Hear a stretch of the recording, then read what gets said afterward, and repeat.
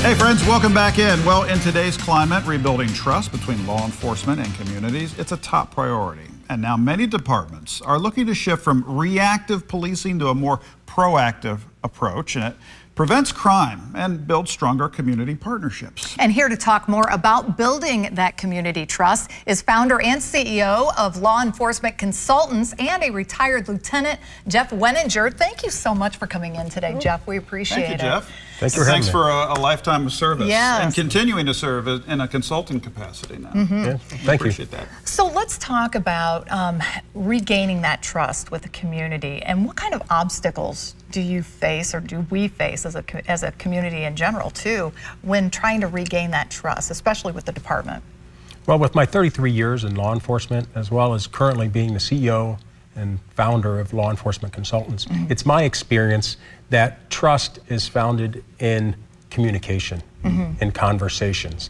And what is really required is that you have those difficult conversations.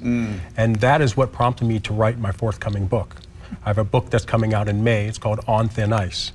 And it deals with law enforcement, looking at the history in law enforcement, an honest assessment of where it is today, and actionable solutions on where we can go in the future. Wow.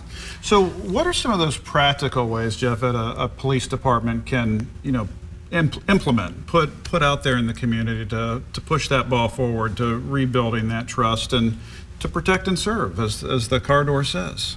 Well, the reality is that only about 20% of people 16 or older will have any contact personally with law enforcement during their lifetime. Wow. Oh, wow. So 80% of the population is forming their opinions of law enforcement through something other than a personal experience.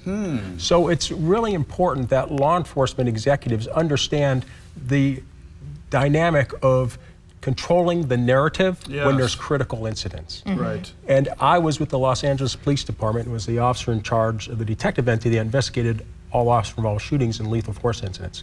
I've had my hands in over 700 cases. Wow. I've seen the good, the bad, and the ugly. Oh, I bet you have. And the key to success is understanding the dynamics of what you're dealing with. And a perfect example of that I will give you.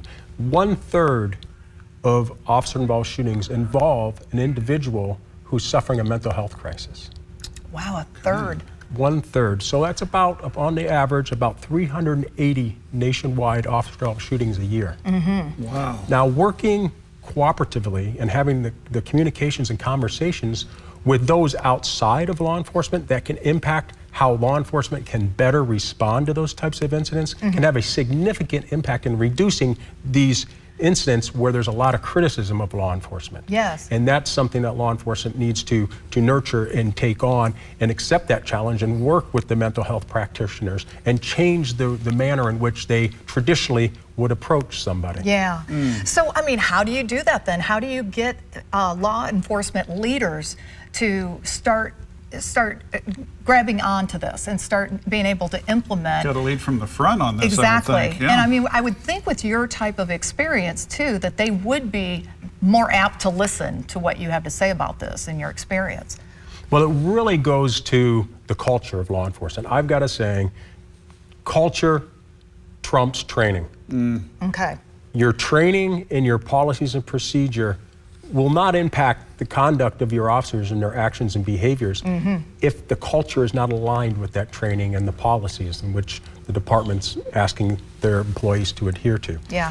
So the key to success is it has to start early. It's not about just who you hire, but it's how you hire. And the answers are out there. We have to look a little more outside of just North America. If you look over at the Nordic countries, how they go through their process of hiring people. In the United States, prior to getting on the streets, you have 860 hours on the average of academy training. That's it. Let's put that into context. To apply for your cosmetology license, you need nearly twice as many hours of training. Oh my goodness. And law enforcement, we're talking about life and death. Oh, we sure are. We Yes. sure are. My goodness. Jeff, what's the best way for folks to reach out to you if they're a department that is looking for some consulting work, or for folks to find your new book? What's the best way to access you? Well, the best way to access my company, lawenforcementconsultants.com, you go to the website and you hit on us at who we are and what services we provide. And in regards to my book, you can go to jeffwenniger.com, and it will take you to a pre-sale page where you can put your name and email information and pre-order the book. That's Fantastic. awesome. Thank you so much for stopping by today. We really appreciate it. And for all you do for the communities, too. It's Thank you for a having me. big topic, and yeah, this is really interesting. We'd love to have you back and talk some more on this. Thank you, Jeff. Thank you. Back with more, gang. Stick around.